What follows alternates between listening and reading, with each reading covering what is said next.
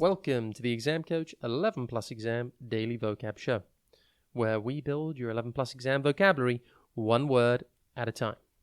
Today's word is malevolent. It is pronounced malevolent, and it is spelled M-A-L-E-V-O-L-E-N-T.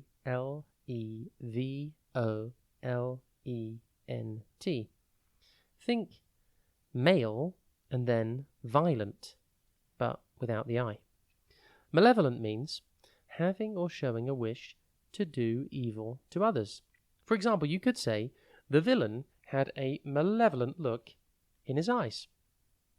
The word malevolent uses the prefix mal, which actually means bad, and it also means that in French, okay? As the word malevolent actually does mean bad will or intent. So you can see why this prefix is so important. It can help you remember the word's meaning. Malevolent is all about bad feeling or bad will. Can you think of any other words that begin with mal? How about malice, malicious, maleficent, malignant, malnourished, and maltreated? Notice how all of these words have negative meanings. So if you see the prefix mal anyway, you know this word, it's not a goodie, it's a baddie.